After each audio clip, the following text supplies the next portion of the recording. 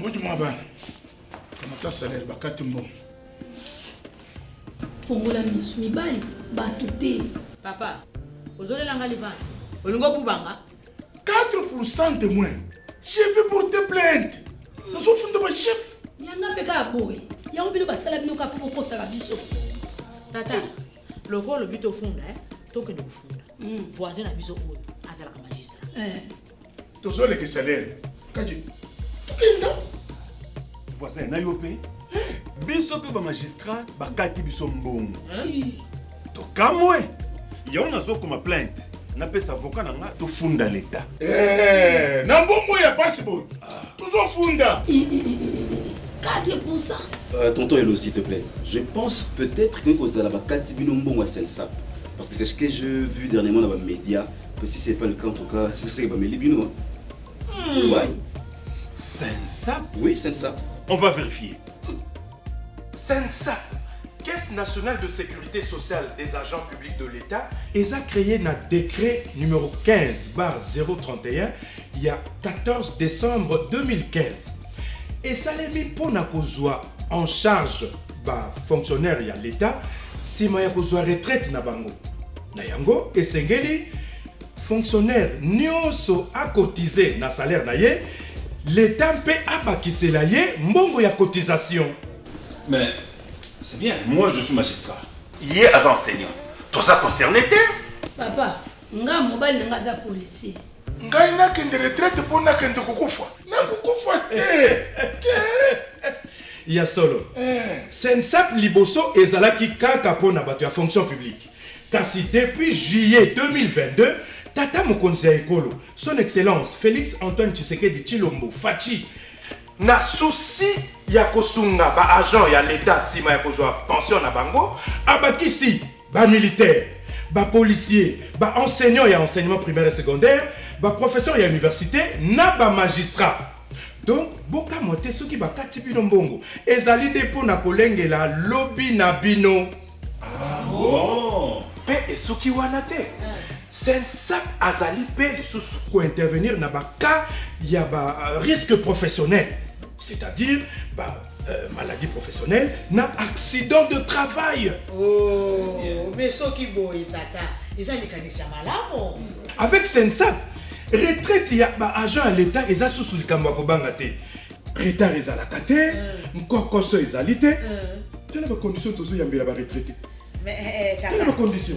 Nyonso lobi eza malade. Et bongo soki agent wana kufi. Soki agent akufi. Eh bien, molongani o atikali na bomoi ako continuer ko toucher pension na ye. Ti soki a balité.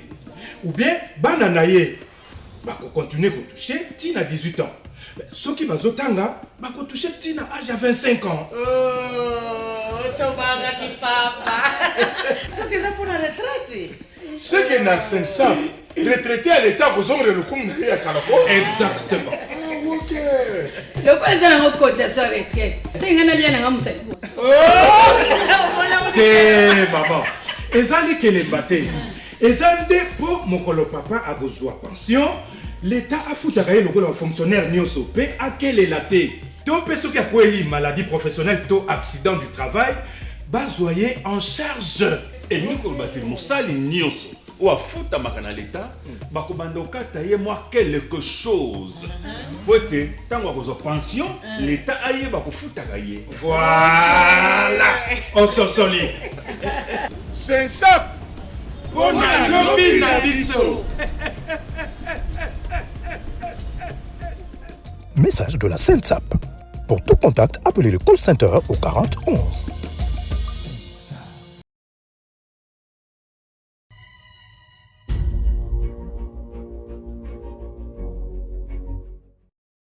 Ça va, Mbote Labino Balandinho soit Bosolo, la politique, comme programme Bosolo Télévision, réel plaisir et Akuta Labino Lelo.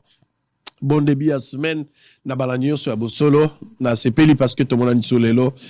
Tout le monde week-end, effectivement, que tu as lancé enquête na biso, tu as dit ça là, et pas ya bandeko na biso ba pigme na yimbo bana ya mongala bazolanda nga na pesi bino mbote bo pesanga ba point de vue na bino na numéro à téléphone bozala ngo liboso ya ba poste téléviseur na bino. Est-ce que vous allez content de la manière que la chose a été effectuée, ce voyage là, de la manière qu'on a pu travailler? Est-ce que vous avez aimé? Vous avez des critiques, vous avez des encouragements? Tokendaki na yimbo, c'est exceptionnel. Enquête yangwana ndingo koki komo na TV za radio te regarder. Ah tozali na kati ya église ndenge bozomona na ba TV wana tozana ndeko botipo o boyokaki nazo baka botipo ndeko iva pe na ivepo bango wana o eza ba pigme na kati église bazoyemba église ya message du temps de la fin au pasteur Manze o tokoyamba wa Dieu voulant le jeudi afongola kikuna tozana kati ya jamba pena na kati ya jamba nazo solana bana basi o molo kola basi nazo solana bango oyo ba mama onyoso nazo solana bango nazo tula bango mwana mwasi muso aza pembeni wana na uti kosolana ekala mingi te oyo ayebi ata mobali apesaki ezemi te pasi na bango makambo le 8 mars bayebi te même kombo ya Tshisekedi président de la République bayebi yango te bango soko tuni président oyebi ye muso alobi Tshisekedi muso alobi oyoka o na yokaki na matoi nana yebisa ko matoi ka nde yokaki wapi na yebi te o muso a sexy biso pe alobi ya solo mwasi atalaka mobali ne longi te eza ba valeur na biso tozalaki na mboka depuis kala eza bana basi tozota lelo te mwana mwasi azo zoomer koleka na kamera mais mwasi ataka mobali ne longi te mwasi aza moto ya soni aza moto ya bopolo aza moto atiaka elongi pembeni eza na o tozala bango na kisasa wate azo talo na miso asosoli ope atio misapi na miso yango tozolo ba ebele baboko la mabata ebele kokoma na niveau pena ko boko la ndeli bata na place ke obala moto parce que au talo lobi comportement ya boyo na kosuka na ngondengeni bandeko ya basi bozala mwa bopolo respectons les hommes. C'est vrai que le respect est mutuel et c'est réciproque mais néanmoins moi ça za nesika na mobala za nesika ne bo garder ba bande so bo garder ba bande ko sala biso bien. Voilà, nous sommes en direct, on va continuer. Je vais prendre les informations du jour. Lelo à partir il y a 20h30. Soki kaka bo solo to silisi ba journal lelo bokozwa reportage ya monene to sala ki na ndako ya Mobutu.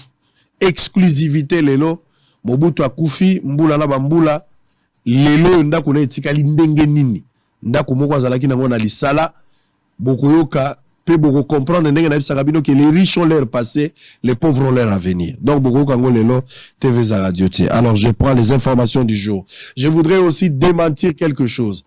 Basango moko ya lokuta ezali ko lobama pona général Kanyama, Célestin Kanyama Tshiku. Bato musu bapandi sango balobi général Kanyama kufi ezali lokuta général Kanyama akufite général Kanyama zala bomoy atikali kokufate. Donc esengeli boye bango, c'est vrai qu'il est malade, il est pour le moment en Afrique du Sud pour na baso approprié. Nyoso ezali ko évoluer malamu mais kolobaki akufi za lokuta général Kanyama akufite. Lobana bato sango aibisi bino que général Kanyama akufite. Soki likambo ya bongo ezali je suis le mieux placé à ko expliquer bino soki akufi ou pas. Mais ezali fausse information, général Kanyama akufite. C'est vrai qu'il est malade, il est en Afrique du Sud, mais Aza tolo na phase de convalescence parce que a s'améliorer quand même positivement. A zongeli moi ba mouvement na est normal. Ce qui nzambe alingi tozoli ka kekola ko batela ko big sae a ko zonga wana Kinshasa to komona ye. Mais bo panza sangote que général Kanyama kufi ezali lokuta monene. Les informations du jour. Voilà. Ne nous en tenez pas rigueur, bateau bazo dans la mission d'atteinte. S'il y a des petits soucis, on est en train d'arranger. Monsieur Canal Plus, vous êtes en direct. On est en train de tout arranger. Bozo la Facebook, bozo la nabiso, il n'y a pas de problème. La YouTube, problème égalité. Peut-être atteinte, basingero, qu'on bougeait de problème technique. Mais on arrange ça. Je pense qu'il faut revenir normal. Na bateau bazo la atteinte. Mais Facebook, YouTube, Canal Plus, nous sommes en direct. Est de la République démocratique du Congo, des terres rwandaises données à la RDC, une nouvelle provocation de Kagame. On va en parler dans le débat. On aura un débat après cette première partie de 30 minutes. On va parler un peu de cette histoire, des attaques de ces monsieur Kagame. On va parler un peu de ça. Samalou Konde, les premières cartes d'identité seront délivrées en mi-2023. Donc au mois de juin, on verra. Nord Kivu, la réunion de clarification du mandat de la force de l'EAC attendue ce mercredi à Goma. Kinshasa, Gentilingo Bela suspend les bourgmestres de la commune d'Agombe pour outrage à Jekoko Mouromba. Tshisekedi annonce la création d'une structure qui va concrétiser sa vision de relever les défis de la revanche du sol sur le sous-sol. Le PPRD salue la position prise par Fayulu Katumbi Matata et Sesanga contre le régime de Tshisekedi. Bientôt la mise en œuvre d'un conseil consultatif présidentiel pour le pacte national de l'agriculture et de l'alimentation. Adolphe Mouzitou tient sa candidature à la présidentielle de 2023. Criminalité Goma Nord Kivu, la société civile exige la fin de l'état de siège. Dernière information, massacre à Ituri. Karna Soro appelle le jeune à prendre conscience. Il y a une situation à Kisenso depuis Mokolo ya Lobby, mais cette situation est Oumeli, ça fait pratiquement un mois. Insécurité zali na frontière ya Kisenso na Salongo côté ya Mbanzalemba. Soko zali na Kabumba, oleki Kabumba ozune zela ya Mabele côté Imperium. Insécurité zali totale au moment où je vous parle. Batu ba kimi banda ku bazali sous la banda côté. Nenga na zolo babo. Équipe à Bosolo zali sur place. Ba kuluna ya Kisenso. Na ekiri mususu zali ya Mbanzalemba bazo bunda, ça fait presque un mois. Babunda jour pour jour, bakomi na niveau ya koboma babomi batomi satu. Na kati ya bato wana mwana moko ya 10 ans kufi na kati. Situation zali tendue, la police ou azali pembeni, azali incapable ya commettre de l'ordre. Tozo senga na ministre de l'Intérieur Peter Kazadi, le bourgmestre ya commune ya Kisensu. Je ne sais pas nouvellement nommé, mais apparemment il connaît pas son travail, ce monsieur-là. Apparemment il connaît pas son travail. Je sais pas. Comment les bourgmestres ont comme à niveau ya koyebisa bato pour se défendre bato ya Kisenso somba lichete tia na ndako kamata libende moko ya 1 mètre bozana ngo se préparer pour tout peut arriver. Comment un bourgmestre peut arriver à dire ça? Ce sont des témoignages recueillis sur terrain na bato bazali sur place habitant à Kisenso tout comme bato ya Lemba. Comment le bourgmestre a comme yo za responsable de l'administration ko babilo ko wana ndenge. Alors il faudra ici lancer des mesures, il faut prendre des mesures draconiennes, à la limite même Bossalata ou Tobengara, patrouille mixte, boche police, boche FARDC, boche Moura. Il faut vraiment qu'on l'éca, qu'on t'a ce qu'il faut faire. L'État va s'agaragara été, biloko bozo pakolaka bakulu na mafuta. Biso to koyebi sa oto bakulu na tokolo bango na TV ate, mais boyebi ce que vous devez faire, ko pakola kulu na mafuta te. Maintenant 3 personnes bakufi na Benité, bakufi en plein capital. Na Beni bazokufa mingi, na Goma bazokufa mingi. Mais tiens, la capitale pe bato bazokufa boy. Bakuluna, bazala batata, bazala ba mama, bazala bandeko, bazala ba famille. Mais babomi batomi satu. Situation est attendue na Kisensu, soki bosali eloko te kozala ga batu ba bimi batiki biloko na bango. Population akimi batiki ba ko se réfugier likolo na Lemba. Lelo ebele ba ko lukanga ba msu ba yaki na ndako epa na ngai. Ebele ba bimi. Batu bazala pasi balali na bandako na bango te. O wana opposition à kolobate, o wana pouvoir à coagir te, batu bazaka na ba français. Bozo la kaka élection, mais population peut azako kufa. Il faut agir en urgence. Si vous ne le faites pas, vous exposez votre population. Vous voulez diriger le Lyon demain quand vous serez à la primature ou bien à la magistrature suprême, mais bato na baza exposé l'insécurité. Bato peut baza la pouvoir. Vous avez tous les moyens pour mettre fin à cette hémorragie.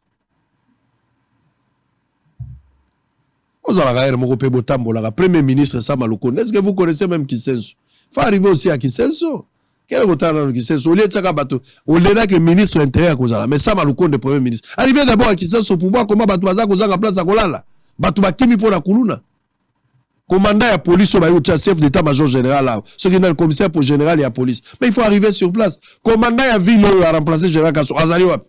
Kombo eza koye banate epe mututozo mona ete azawapi.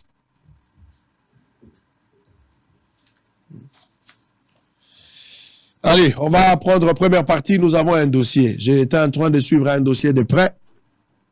Tant on a quitté Mamelo, un baki batomoko bayaki awa, maman moko ayaki atomona ki azana bande bo azako lela azako loba bon. Ngala zaka pe choter sur moto azako lela, moto azako bouger. J'aime toujours koyoka des sons de cloche pour permettre na batonyo so balo. Surtout que c'est un droit. Na moni lo kwango ekomi na mwa makelele. Je voulais tirer un peu les choses au clair. Boyoka ki maman wana yaki koloba wa. Mais na luki quand même ngai moko na kota en contact na bandeko na lukano na yeba. Au juste qu'est-ce qui se passe? Bazotanga monsieur Kasha Manakati bazotanga pe kombo ya Kandolo. Qu'est-ce qui se passe? Kandolo azali nani, Kasha mazali nani? Boloka ki mama wana toza na obligation ya kopesa bango penzela bango pe ba mekana ko expliquer biso. Nga mutu na sali approche na yo ka bango na. Ebisi bango bino boya nano. To solo na bango nga boya nano boya. Boki mate boya ko ebisanga population yo kabine. Maître Albert Nchumba, avocat à M. Kandolo, na Maître Jérôme Lumumba, avocat à la société KML, là, oi. Oui. Très bien. Bonjour et bienvenue.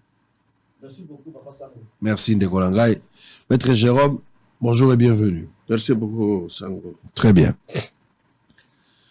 Alors, Nalingito Solo, là, tout tirer les choses au clair. Donc, il y a un français, l'objectif est d'aller éclairer l'opinion par rapport à cette situation. Parce que des fois, il y a des accusations gratuites. Moutalamogi na tongo, asali masturbation intellectuelle et kokite à la télévision. Dans un certain moment, il faut arrêter l'hémorragie. D'abord, je vais comprendre ici. Qu'est-ce qui vous amène à vos solo télévision? Au-delà de cette approche que moi j'ai eu à faire. Mais vous avez été convaincu à Koya. Sur base, il y a quelque chose où ils ont pesé sur ma client Nabino de part et d'autre. Bateau Bazo Yoko pour la première fois. Motivation à Koya, ils ont dû à quoi? Merci beaucoup, Sango. Motivation, ils allaient clair. Ngai, Maître Jérôme Lumumba, avocat, il y a Société KM, OLSRL, et il y a Monsieur Kasha Mamutemba Kami, gérant statutaire, na yena plateau na yo pour na apporter démenti ou qu'on perd sa droit de réponse contre Madame Kambana Georgine, ou Alekaki, na émission et Salamaki, le 2 avril 2023, na Mamelo, Kochola, Kofinga, Peko Kose la client nangayi makambo ebele. Et Sango, je vous assure, cette dame à Kosamba. Voilà la motivation, le motif où ils ont Salakana s'est retrouvé à un moment. Alors, vous allez évoquer à M. Kandolo, ils ont la même motivation, puis Mimi Yoya, pour lancer la peut-être rectification, démenti ou éclairer l'opinion. Sango, merci d'abord d'entendre Donc, ça, micro n'damboué pas na yo. Opportunité. Ok. Il y a pour recadrer Makambo et belé. Surtout, client mandat, M. Kandolo. Émission wana, ici, Kazali, la boca bapaya. Et puis, ça qui est vertige. A comprendre qui est là comme côté de la Makambizo yelaye. Affirmation gratuite et extrêmement grave. Ils ont qui débité par moi si wana na makambo o itali lopango o ya ye oyo a zwaki yango na ndenge ya normal. Aye koyoka tanga alandaki muke mwa video wana ke lopango o ya ye locataire na ye KM Oil ils sont dirigés par M. Kambika Chama, Akomi, Mkono Lopango. Maman a dans son loba. Lopango na biso. Kambika Chama mutazu yango. Or, client na ngai, na nga moko, tu yebi très bien que Lopango wana, Eza, yaye monsieur Kandolo. Alors, si on peut éclairer d'abord l'opinion, parce qu'on a deux personnes à des dossiers, bon, un seul dossier dans lequel on trouve des personnes. Au Bazali attaqué, au Bazali vilipendé, c'est l'opinion qu'il faudra rétablir un peu de l'ordre. Bon, to banana on a moto azamoko lopango. Parce que moto azamoko lopango, yende akopesa historique ya lopango, et puis akoya kopesa nzela na moto azalocataire. Et puis locataire nda akoya ko expliquer limite na ezani sikani. Tokena no epana yo. Lopango wana ezali ya nani? Ce que ya moto oyo tangi Kandolo. Kandolo akomaki, Kandolo bien sûr aza client na yo, akomaki responsable nango ndenge nini? Mikanda nini oyo azalaki nango? Est-ce que bazo la lopango na moto et ça la confirme ko existaka asombaka mabe. Qu'est-ce qu'on peut retenir na histoire ko éclairer bateau et pas éclairer no kandolo. Merci beaucoup papa Sako pour la question ya mayele au tuningai et ya nunanga et kozala clair pe mukuse. Le pango wana ndenge na wuti koloba tantôt awa eza ya client nanga sans partage monsieur Kandolo awe la kango na moto moko te na lobi sango awe la kango na moto moko te akomi moko le pango na mbula nini akomi le pango na 2018 2018 asombaki epai ya nani na kolakisa yo na okende malema pour comprendre asobilaki ndenge azwelaki yango parce que sango on va dire très bien que tu vas français milai te. Te photo de direct. Photo de direct. Na mboka na biso. Na mibeko oyo ekambaka mboka na biso na makambo etali bandako. Mabile yo yebi likolo mai ezaka ya l'état congolais. L'état a qui colotir espace et puis attaquer les bateaux. Tout comme l'État congolais a koki na bato o ya tekelaki soki moko na bango a rempli ba condition o ya pesa kapo na entretenir masolo o basalaki au moment ya passation ya vente wana a koki ko reprendre ango na ndenge ya bibeko toujours sango okoko ma mokolo lupango na vente mutakotekela lupango na ye. Donc il y a plusieurs façons pour devenir propriétaire. Mais dans les cas d'espèces où il y a client Nanga Kandolo, depuis 2013 ou 2014, l'époque, il y a président Kabila. Il y a eu une commission interministérielle. Et je peux me dire interinstitutionnelle. Qui a été mise en place par l'État congolais. Je dis par l'État congolais. Au cours de la vidéo, moi, si on a eu une commission, très bien. Commission wana a une mission précise. À travers étendue à la République démocratique du Congo Mobimba. Cool. Donc, Kabanda, il y a l'État ou ba privé, Bangazameli, sans titre ni droit. Koluka bandako oyo ya bapaya. Oyo ba renouveler ba droit na bangote parce que mupaya ozala muinu, ozala mundele, mupaya na RDC azala kana droit ya concession perpétuelle ti. Azala kana droit ya concession ordinaire 25 ans renouvelable. Pendant 25 ans aux ont obligation, il y a qu'au foot, la redevance, la taxe d'impôt, la trésor public. Ce qui au foot, il y a un côté, aux la moupaya, aux la moutoumoussou, sous l'État, la possibilité de reprendre le Kouana et Komayaye. Parce que, moussou sous sango, na mabele, on dirait tout vendaka awa. Mabele, ça a toujours à l'État. Ça a toujours à l'État. Tanda ko ya yo. Mabele, et sur otongi wana, et le ko ya yo, ça a sango, et zandako. Otogiwana. Mabele wana ezaka ya l'État. Yo ozaka droit de jouissance sur les sols. Il y a une possibilité ça toujours ya reprendre.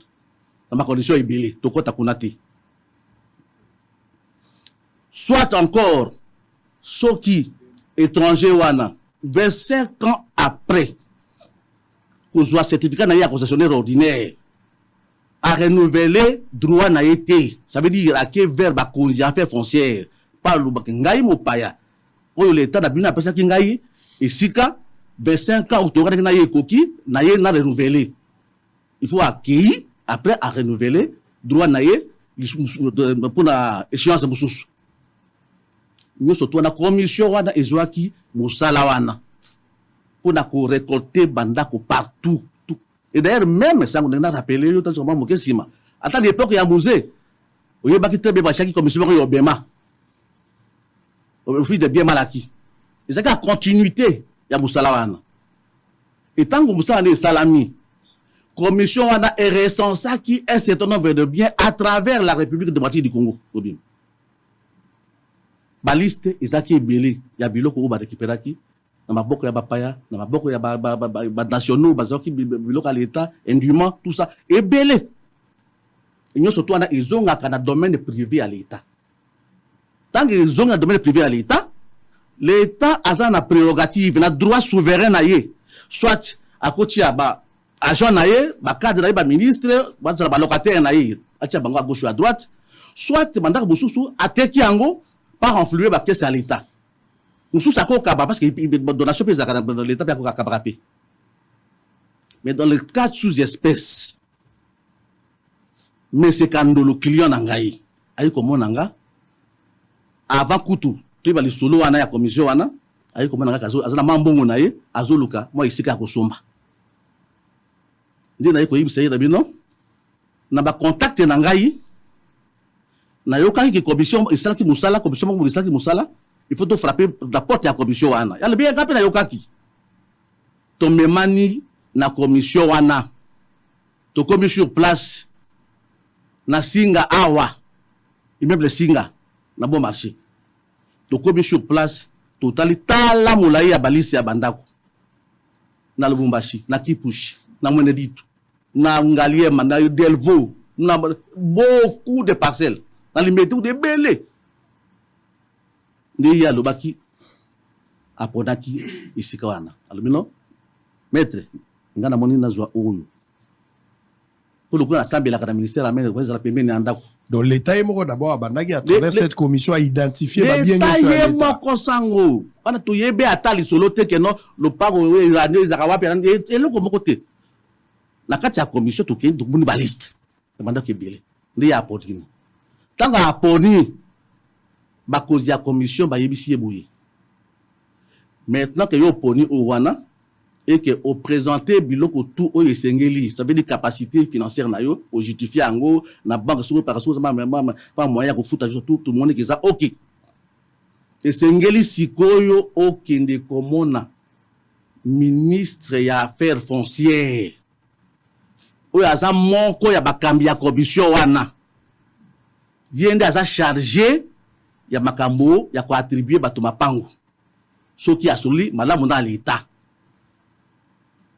tokeye longo toki komona ministre ya affaires foncières tango to moni ye d'abord ye moko boyete toki na ba service na ye to se présenter et pas na bango na papier ou to zwaki na choix na to salaki to lakisi yango ba yebisi biso ba condition et segeli kosala balobi na biso nini il faut besoin arrêter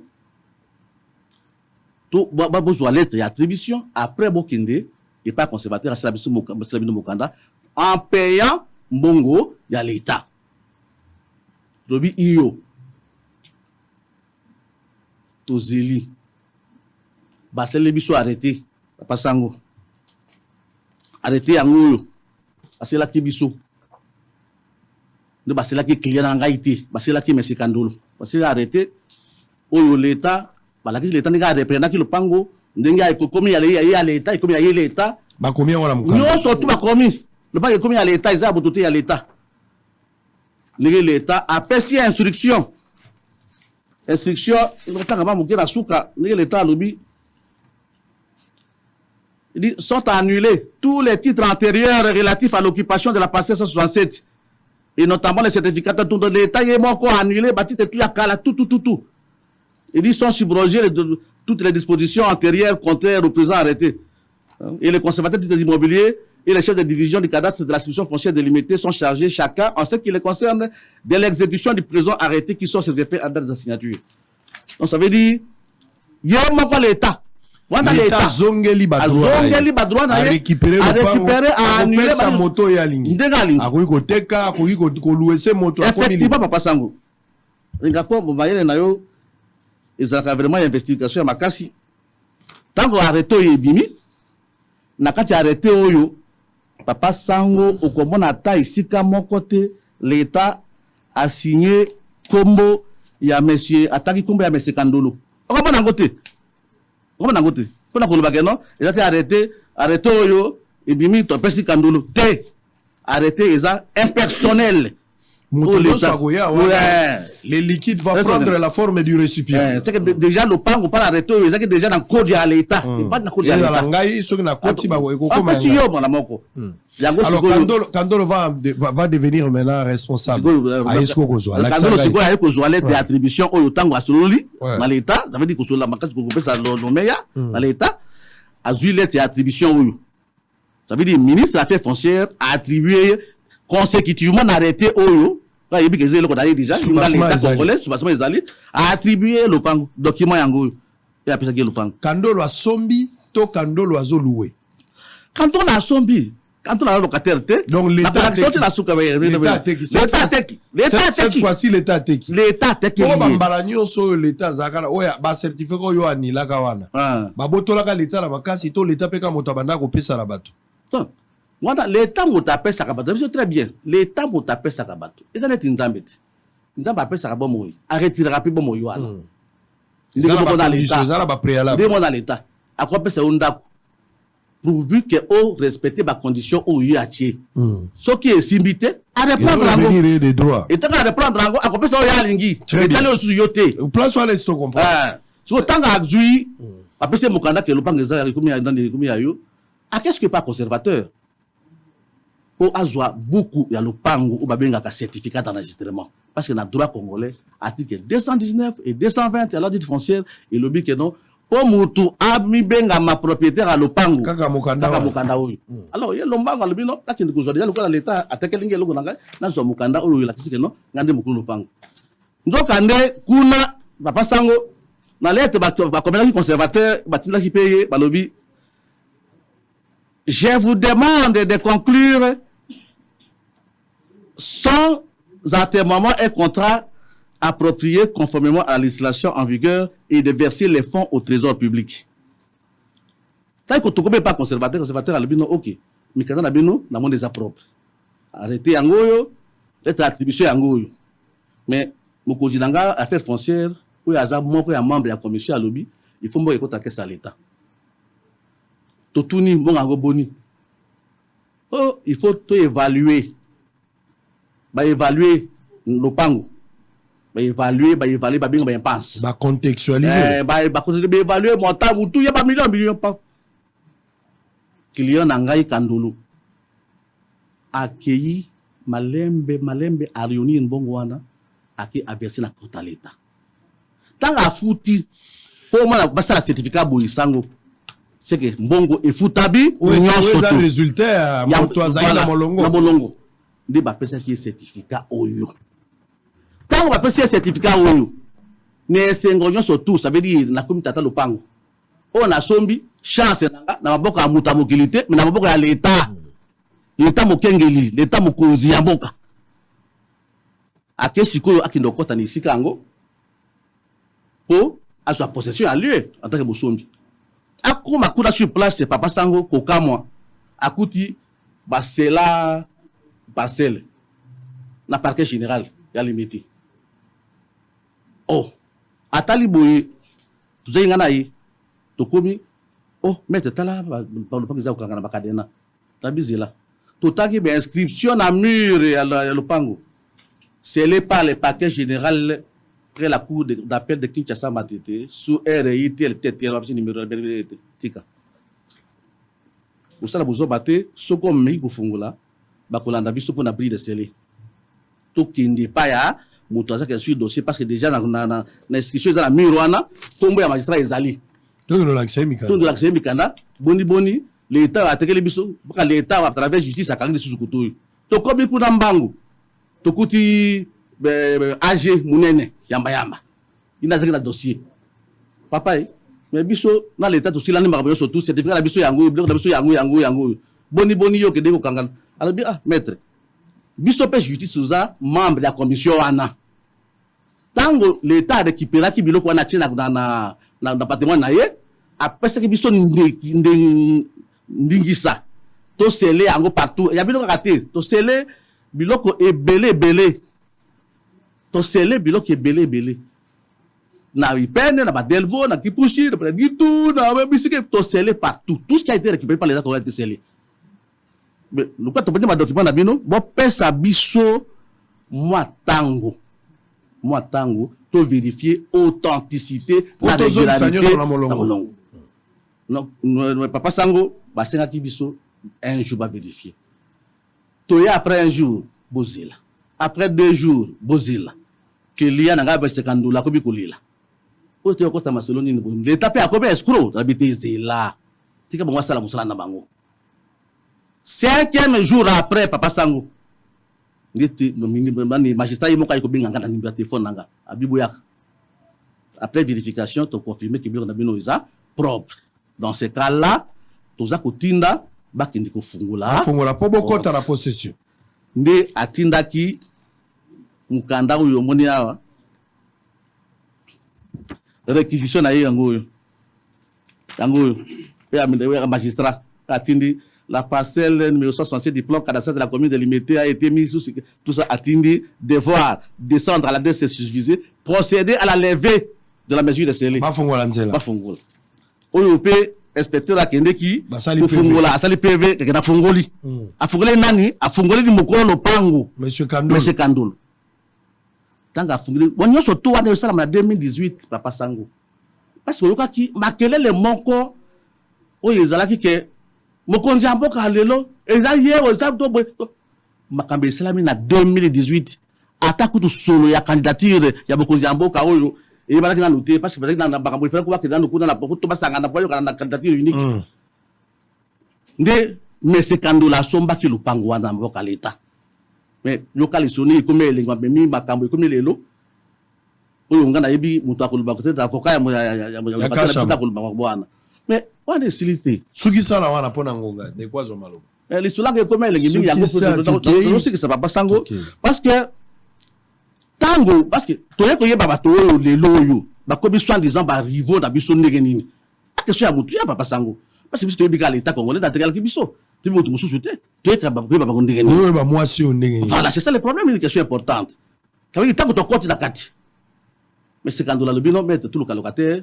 au ba kutunga na kutunga après tout le locataire ali buso indien mo ka zo fabriquer ba mousse to cheye pour ça munene Papa Sango utumoka ko lié loko wana te to cheye indien wana 3 mois après tu que soit visitation ya monsieur Eli commissionnaire alobino o société mo KM Oil azana posa ya espace pour akende ko bombisa kwa mituka na ye ya carburant to ye to faire visiter ye to bi que no parti oyo mutu sazali et parti oyo ya vide oyo ko cha mituka na bino to signer contrat avant de former contrat ezali bakola kaso na bokana bino na kasham oui contrat est normal légalisé tout ce monde de forme po boza na droit lokwa bakolo pa ko tout ça bakolo lo pa ko so locataire se pelisio na makambo oyo lingi nini Papa Sango eleki kosuba le na boka l'état po yende a décider ranyo surtout alors tango ya koti wana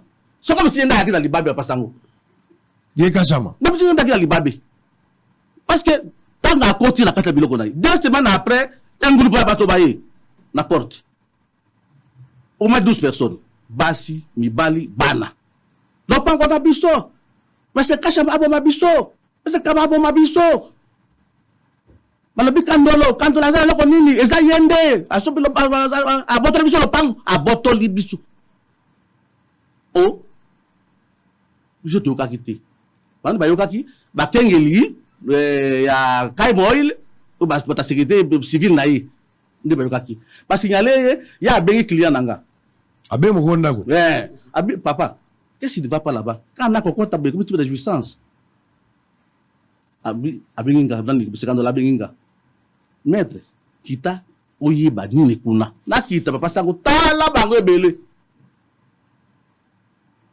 na yope eko sani nawa eko bilanga abi lopango eza ya client nanga Monsieur Kandolo ete jaza bongo te eza yenda bote biso lopango to bote nani lopango to se pas l'état congolais tete boyi na ke client nanga lebino jo la police tout la bango wana na kene na jouer la police na c'est les plaintes en bonne et due forme la police y tant la police zo ya bangole so bakimi bazui kami balé nzamba la kate Sango parmi balé bazwaki liquidateur na bango na mama ya Moué. Toke na bango dans la police. Basambisi bango dalbi mama. Moto ya za mikala na yenyo surtout dege sengeli. Bino vous avez droit à ta mon côté le pangwana.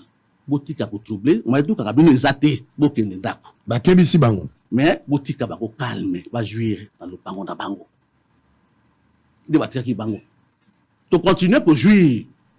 Normalement, na ba locataire biso pas ki wana. Parce que toi locataire, parce que dans mikolo parce que 5. Moteki mous, bango ba koti na ba musu ba koti. Papa sango trobité na biso client na nga moni makambo oyo. Et sur dans la police té. To nyata bango na tribunal, to funda bango. Abi d'accord. Toké to saisir tribunal à grande instance à Matete pour une cessation il y a trouble de jouissance. To veli na bango to les propriétés de pour eza bango té. Cessation de ba pekisi bino bo dondwa. Na o esengeli pona bino. Voilà. Toké kuna ba avocat bango ba ngulupa. Ngai na bato na ngami bale. To beti bango bebutu pop tina suka tribunal la grande instance ya Matete et Kati Masolo est confirmé Kandolo qui a client nanga comme seul et exclusif propriétaire jugement yango papa sako ezali na boutique la suko li tanga malamu. Très bien, faut tikanyos. Et puis est condamné bango ba cesser pour troubler jouissance. Exactement boutique ko na lupango parce que le lupango ezali batika bino bobino kamala jouissance. Banda wana bapakata mbango batika la kuya baye kusimba certificat d'enregistrement ya bango ya kala ou ya faux o ba nilaka ta bango sur la faux ba condamné Georgine Kambanda ya kiawa voilà moi sur la fait 4 mois de prison jugement passé en fait de ce jugé aluka makapo ba kedai makala donc bokamo ine bomoni na te mais tu comprends to comment parce que biso na toi problème papa ça to biso très bien to bandi masolo dans l'état congolais ngala robenga mona moi sur na faut bon vana na yawa soki ya solo ba condamné bazoluka ye faut ya kovanda awa batala na TV bo solo la kapoto eba faut tirer les choses au clair ezate moto afundi liboso se kaza na raison faut tirer les choses au clair tala siko biloko monsieur ebimiao to ça siko ni l'état zoyoka c'est vrai qu'il y a justice mais pour la consommation il y a opinion so moto ya lelia wa che bande na elongi bandi ko lela bato bako croire qu'il y a la raison mais il faut que yoka son de cloche muso pour na kotala likambo ndenge ni ezali. Alors on va terminer ndeko siko pour na ndeko Kachama na landi likambo ça dit Kachama zata ni responsable de près ou de loin ya makambo ndako donc bakolo ndako bango esi ba expliquer jeunesse ya ndako ti place to komi ndeko Kachama bazo kotisa ye pona nini. Papa Sango merci mingi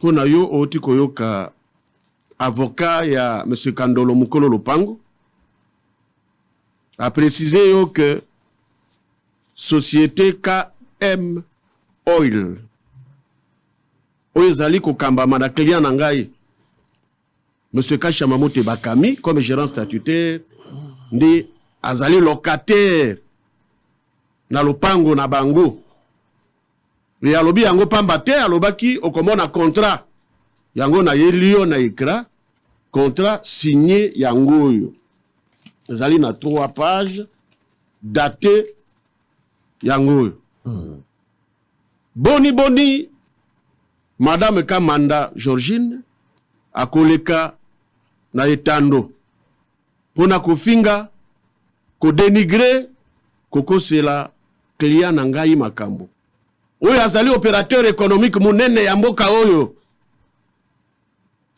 Monsieur Kami Azali, un petit monsieur à payer. C'est un opérateur économique, il y a renommée nationale, africaine, même mondiale. Toyebi Papa Sango, et lorsque Zali Kotinda, Mwasi Wana, a s'acharné na client Nangai, et Zali Liboso, souci, ya ko s'enrichir sans cause sur le dos de client Nangai. Parce que ce qu'on a dit émission naie, azali ko insister monsieur Kami Kachama azali na mbongo ebele atambolaka na ba malete ya ba dollar donc pour na ye Kandolo azane lo côté mutu esengeli apota bozoba mutu esengeli s'acharner contre ye pour na s'enrichir sans cause ezali client na ngai eloko ya liboso esengeli oyeba yango wana sango ya mibale ezali na mboka oyo tozana ba egri ebele et parmi ba egri wana cette dame azali. Oh, balingi comme on a affaire ya batuko prospérité. C'est vrai. Mon client azali opérateur économique monen.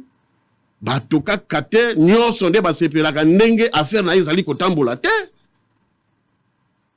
Normoni, la dame sort par jalousie, par souci de s'enrichir sans cause sur le dos de mon client.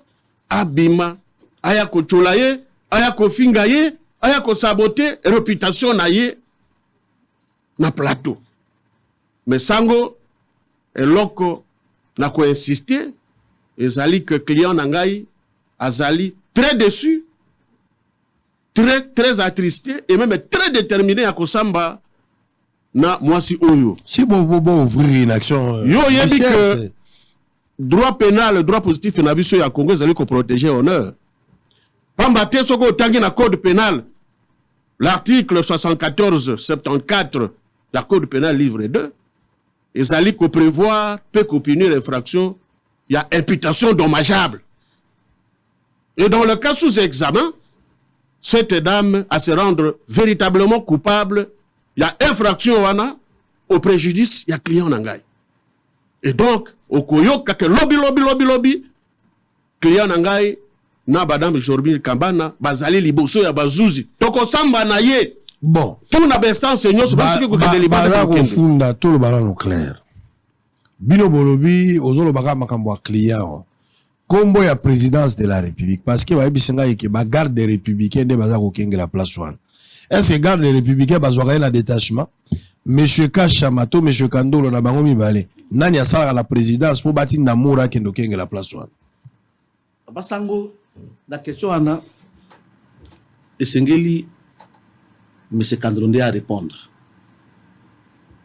Na wuti ko yebisa yo monsieur Kandolo yo mangai kasiti. Ebisanga kana tula monsieur Kandolo aux garde des républicains botier bango la sécurité à lopango ndenge nini.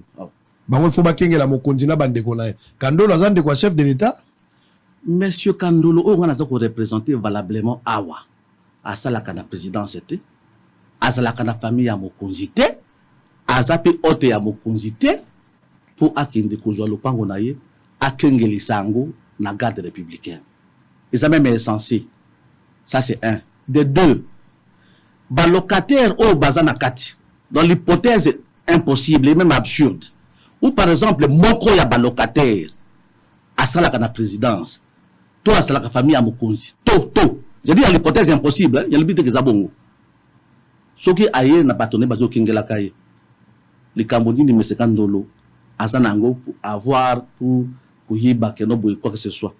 Mais la vérité est que sango quand batu bayaka mingi awe pana yo bayaka ta affirmation gratuite extrêmement grave babanga robe yango moni ya panika tango bayaki e pana yo zalaki absent to sala musala malonga kuna na l'intérieur je bapigi mekuna bayaki pa mamelo aucune preuve de leur allégation que non bagade républicaine bazakuna aucune preuve. D'abord, il n'y a pas de commando, il n'y a pas de policier, aucune preuve. Pour affirmer les lois que non, bagade républicaine bazakuna. Tout mettre au défi. Alors, on a bon il faut la quitter. Au moment que non, il faut la quitter. Ce sont les fausses allégations. Alors, bande gozolanda biso boki likambo ndenge zali. Mais ce qui est vrai, l'histoire est tellement claire à moins que Ngala s'est trompé. L'État est moko a récupéré ma pango a récupéré ma pango na ebele ou bato bazaki nango. Le FPI a récupéré ma pango CNSS a récupéré nyo sozaka ma pango à l'État. Mais l'État tali ki ma pango ne bato basakani nango tango molaye. L'État a récupéré ma pango na ye.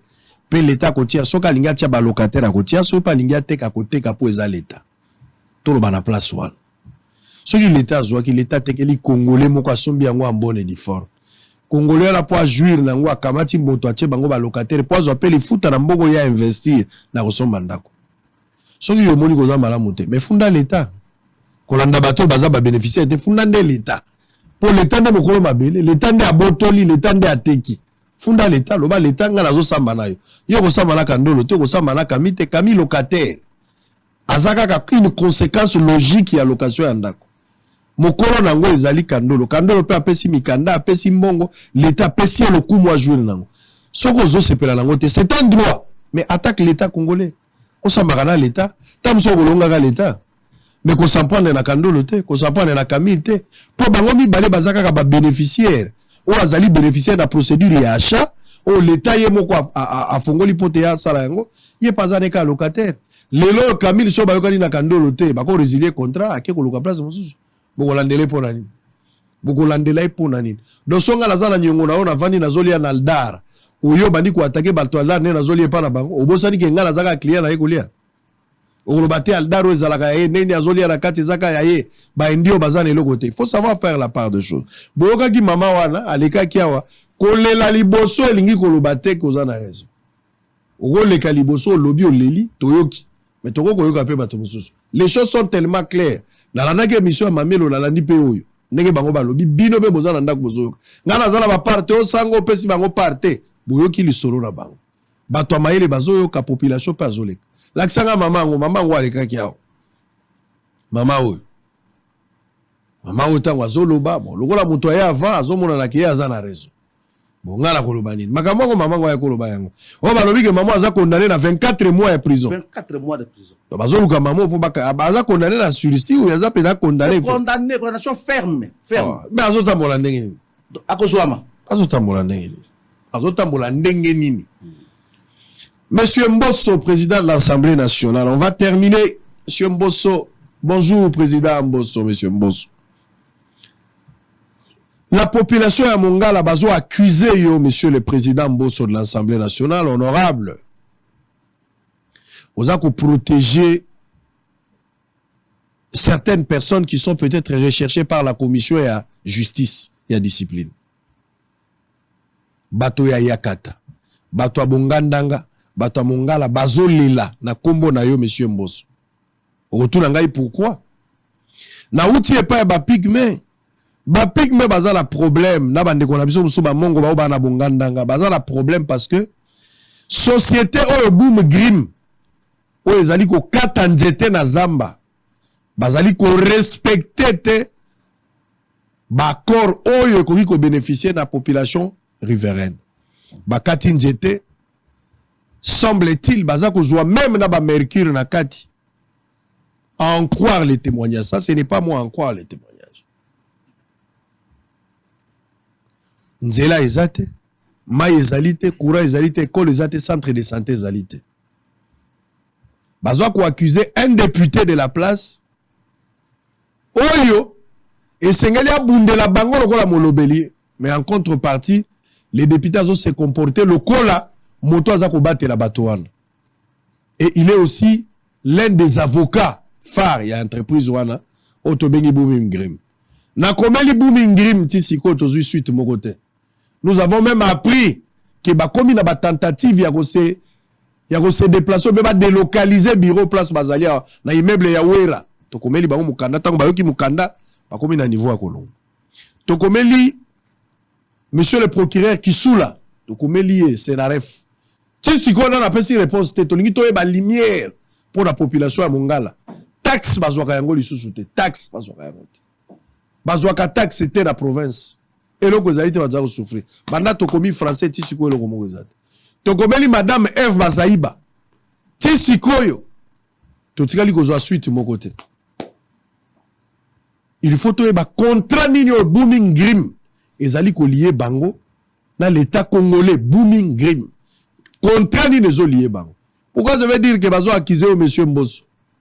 Mongala ezalaki na crise à une période. Boyoka ki soni kuna balongoli gouverneur 6 députés ba gagné 13 députés. Na histoire ya mboka na salamate. Na habité soki 6 wana ezalaki 60 ba tchaki levir to eza normal. 6 députés ba gagné 13 députés, c'était la honte. Il y a conseil d'état. Mais conseil d'état a validé bazongi si bato ba polaki. C'était la honte. Et pour ce faire, parmi ma raison, pour la kolobezaka raison mon côté, oyo moto azaki mokonzi ya conseil d'état balongoli ezaki na likambo wana. Siko moto azalaki député, yende akomaki lokola directeur ya cabinet. Mais pour la directeur ya cabinet la conseil d'état esengeli au préalable ozala d'abord juge ou bien magistrat. Ba nommé yé na ordonnance présidentielle. Monsieur le Président Mbosso va nommer moto la ordonnance présidentielle. Le coup la juge. A commis directeur et a cabinet. Et a conseil d'État qu'on n'est pas Monsieur Vundwa. Balongoli Monsieur Vundwa. Balongoli so ba kouyi. Le coup la directeur et a cabinet. Azana nous juge. Le coup la ba réseau au balongoli bango bandaki ko touché.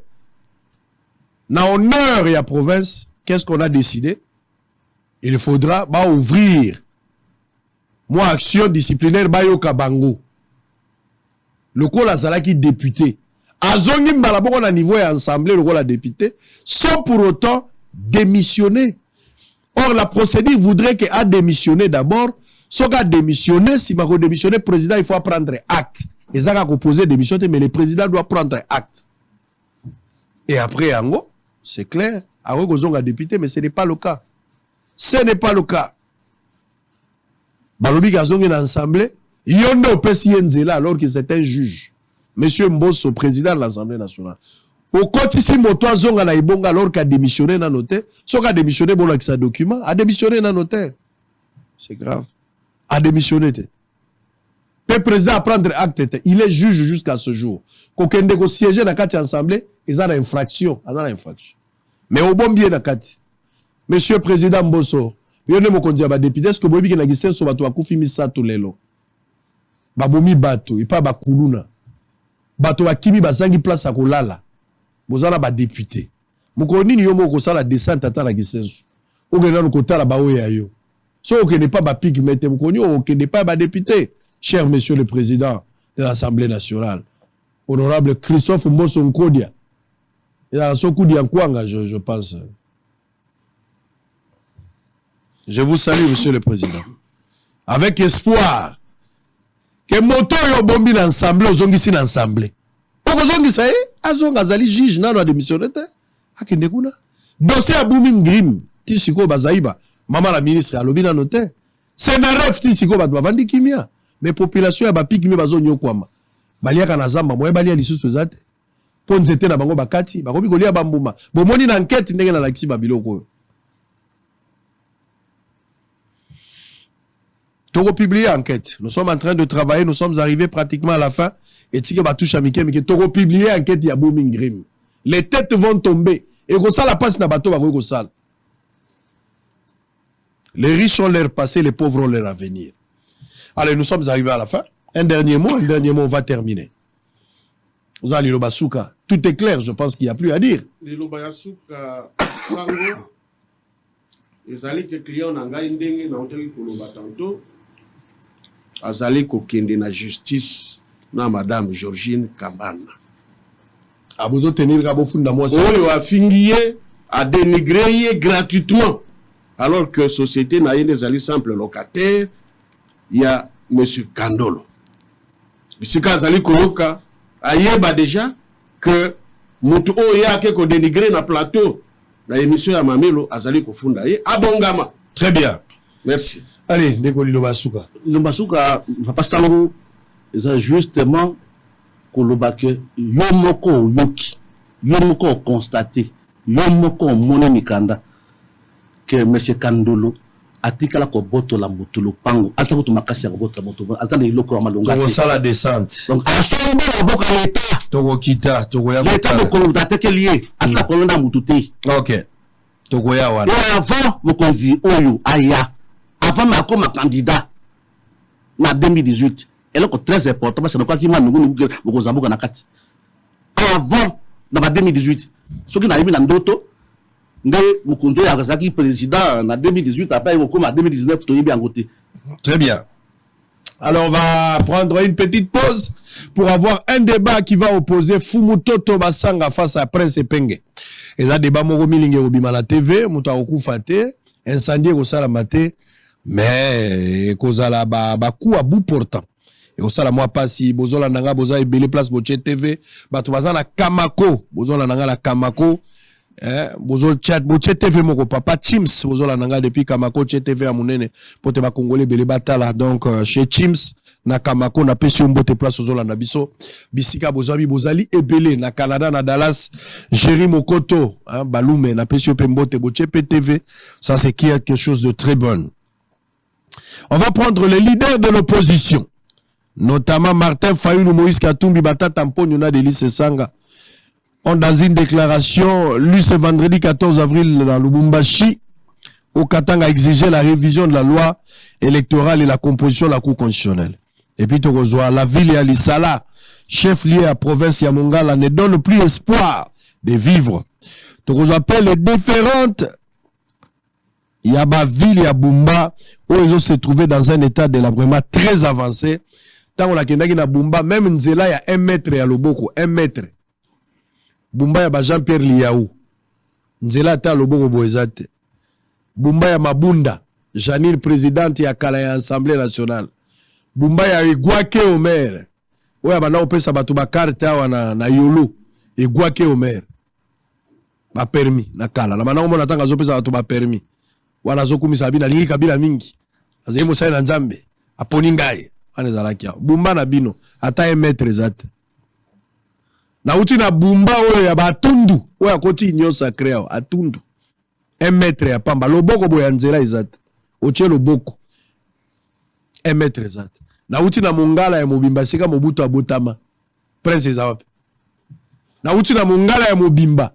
Nde sika ya Toussaint ya Longa. Pa na bino ya ngwana. Ezawape. Mutu mwa tuninga bisango botango kenaki na mbujima okutaki nini. Kuna esina ibisaki bino kena kutaki eloko te. Kuna eloko te. Kuna eloko te. Na mbujimai. Na kutaki eloko te. Askaris na libumazo vivre kitoko. Ebongo bikoro. Ba province nyonso eloko ezate. Eloko ezate. Siko bato bo votaka na 2006. Boyaka ko voter bango na 2011. Ndenge ni bazongaka na 2018. Ndenge ni bakozonga pe turoyo na mécanisme nini. Beno bato bo votaka to banomaka bango konome. Bino moko ne bokoyeba. Ata mwasi bakosaka mbala misato te. Pigme kutu ya mwasi ya boyi. Pigme ya mwasi ya boyi alobi turo na kobota esute. Bakosinga mbala misato turo na kobota esute. Bongo yo na élection kokola te 2023. Faut la monta kopona. On se retrouve après cette transition. On va prendre Prince Epeng avec Fumoto Tobasanga, Milinge Robela et Osala moi bien. Tu vas réfléchir. Allez, à très bientôt. Des leaders de l'opposition politique congolaise, dont Moïse Katumbi, Martin Fayulu, Delis Sanga, Augustin Matata Pognon, se sont rencontrés à nouveau ce vendredi à Lubumbashi, dans la province du Haut-Katanga. Ces camps politiques annoncent une grande marche le samedi 13 mai à Kinshasa, ce qui constitue une première activité de ces nouveaux groupes de l'opposition à Félix Tshisekedi, né ce vendredi 14 avril à Lubumbashi. Une série d'actions sera mise en œuvre pour faire aboutir nos revendications qui sont l'expression du peuple congolais tout entier. La première activité sera une grande marche le 13 mai prochain à Kinshasa pour dénoncer 1. L'insécurité grandissante. 2. La vie chère et la misère du peuple. 3. Le processus électoral chaotique. Ces opposants au régime Tshisekedi disent avoir décidé d'unir leurs idées et forces pour mener des actions communes en vue d'obtenir l'organisation dans le délai constitutionnel des élections transparentes, impartiales, inclusives et apaisées. Nous nous engageons à demeurer solidaires dans l'unité d'idées et d'actions pour faire aboutir la lutte du peuple congolais pour un véritable état de droit. Et demandons à toutes les Congolaises et à tous les Congolais, qu'ils soient au pays ou dans la diaspora, à toutes les forces politiques acquises au changement, ainsi qu'à la société civile, à se mobiliser afin de prendre le destin de notre pays en main. Voilà pourquoi ils ont appelé la population congolaise à résister et à exercer une vigilance citoyenne et à ne plus assister impuissante face à la délinquance de la République et au pillage de ses ressources.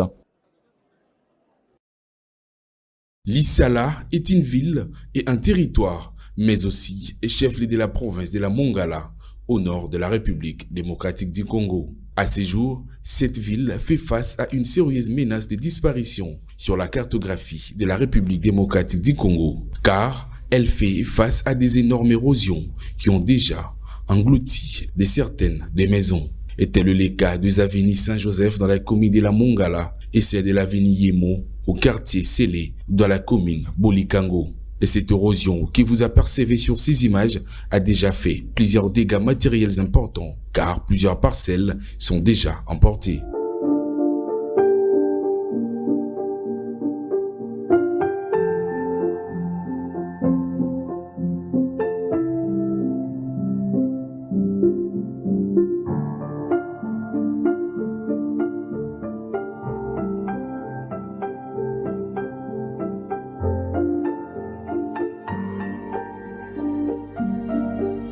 Par ailleurs, dans la commune de Boulikango, de nouvelles têtes d'érosion s'y sont créées, non loin du stade Matata Sport déjà effondré. La menace guette la salle polyvalente, récemment réhabilitée par le gouvernement central, mais aussi la cathédrale Saint-Hermès et les différents bâtiments connexes de l'archevêché du diocèse de Lissala. Solution malonge zate depuis bayaka kaka kofime bakiei to solution moko ezalaka te.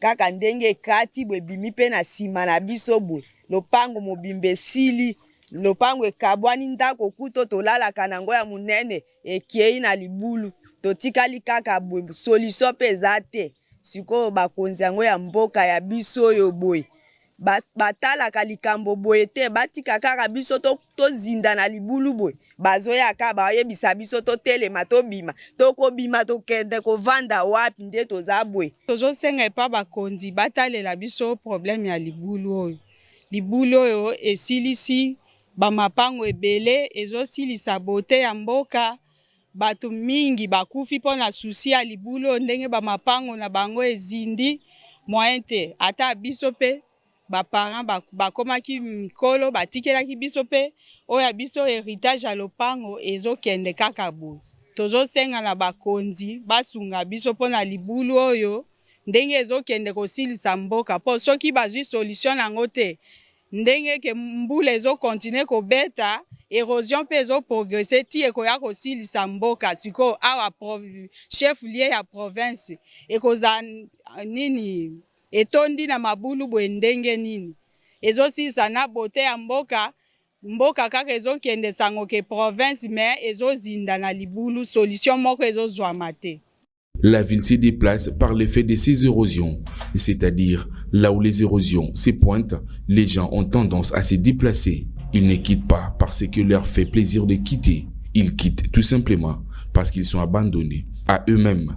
Devant les caméras de Bosolo TV, la population de ces coins du pays n'a pas mis sa langue dans la poche pour dénoncer l'indifférence de leurs élus et les autorités face à cette menace qui ne cesse de mettre leur vie en danger. Mais ezali passe, ezali son, ezali mawa, tokolobaka, tolobi na bandeko na biso batombwami, o bazwi libaku, totindi bango na assemblée nationale, tozali na ba ministre, tozali na ba sénateur, tozali na ba avocat, tozali na ba magistrat, ba na ya mongala bazali élevé, ba mibengaka ba leader politique. Voilà maintenant province ya mongala, oyo biso jeune lobi na biso ekoza ndenge nini la jeunesse aujourd'hui c'est éthique la génération future loko moko tokotikela bango ni libulu na kosenga na mokonzi ya ekolo président de la république atiana no miso na ye na mongala bana ya mongala oyo batombwami batika na no leadership ba VIP ba voyage kozalide eza kolata veste ne bozali kuna te kozalide il faut pe koma siko motalalaka À cela s'ajoute le manque de routes asphaltées. La seule voie qui est asphaltée, l'avenue de l'aérodrome, se trouve à ce jour dans un état de délabrement très avancé. Selon les informations reçues sur place, cette voie publique a été complètement détruite après le passage des chars de combat du président du mouvement de libération du Congo et actuel ministre de la Défense nationale, Jean-Pierre Bemba Gombo. Devant cette situation problématique et l'insouciance des autorités provinciales, les habitants de Lissala lancent un cri de détresse au gouvernement central.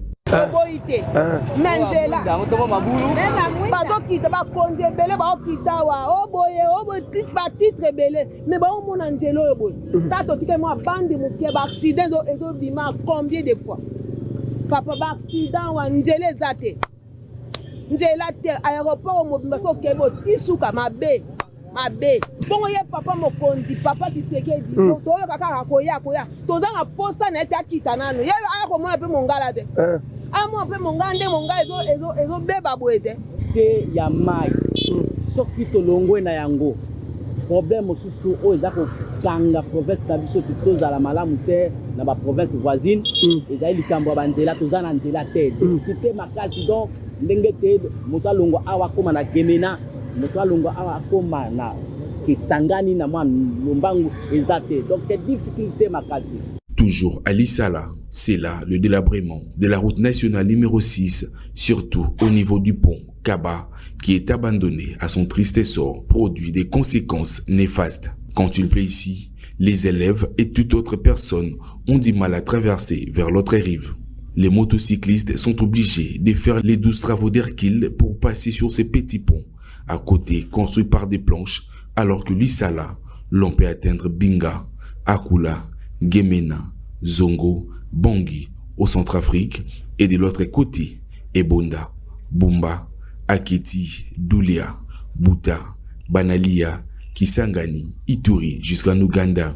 Devant une telle situation, la population sollicite l'indulgence des autorités compétentes.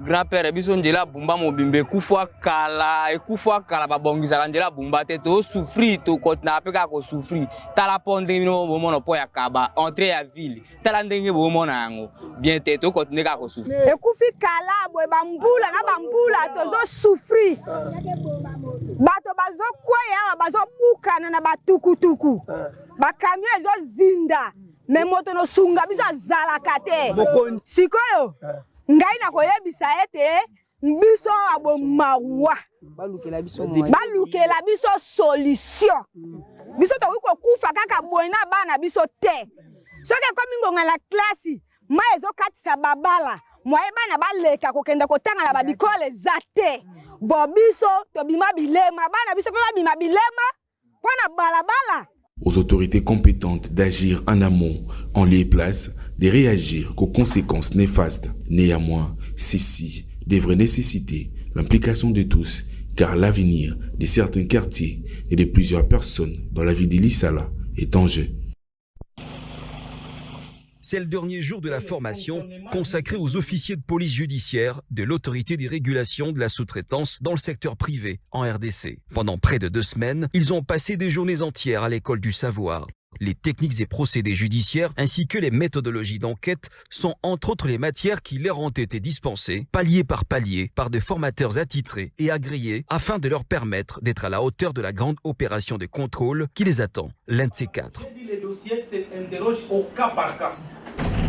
Tous les cas ne sont pas les mêmes. Si un OPJ tombe dans la routine. Pendant ce temps, l'invité surprise arrive. Il s'agit du directeur général de la RSP, l'honorable Miguel Katem Kachal. Tel un capitaine qui porte à bras-le-corps la charge de l'amélioration du secteur de la sous-traitance dans le pays, il est venu armer moralement ses troupes et leur communiquer les orientations du président de la République reçues auprès de celui-ci, il y a de cela quelques jours. La nation attend beaucoup de vous et les chefs de l'État attendent beaucoup de la RSP. On va investir en vous, c'est bien, mais aussi nous serons très rigoureux parce que ce qui engage l'image de la société au travers des tierces, c'est vous, les OPJ. Quand je parle, vous engagez l'image de la société, ça veut dire que c'est le contrôle que vous allez commencer à effectuer au travers des autres sociétés. Faire appliquer la loi qui régit la sous-traitance en RDC, le numéro 1 de la RSP y tient à tout prix.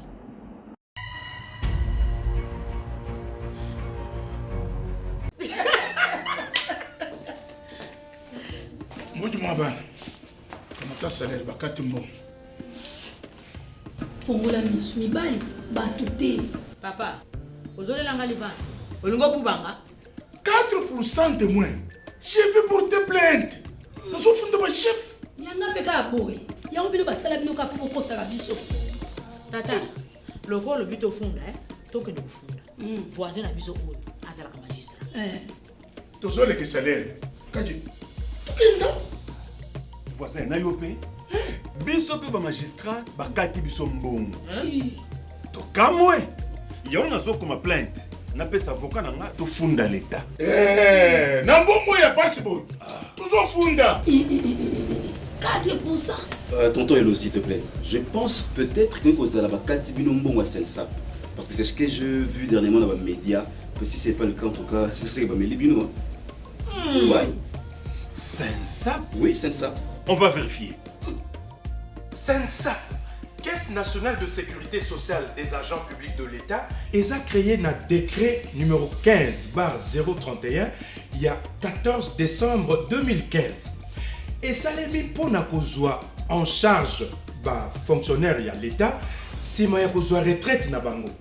Na yango et sengeli fonctionnaire nyonso a cotisé na salaire na ye, l'État peut abakisela ye mbongo ya cotisation. Mais c'est bien, moi je suis magistrat. Hier as enseignant. Tout ça concerné Papa, nga mobile nga za policier. Ngai na kende retraite pour na kende kukufa. Na kukufa te. Ya solo.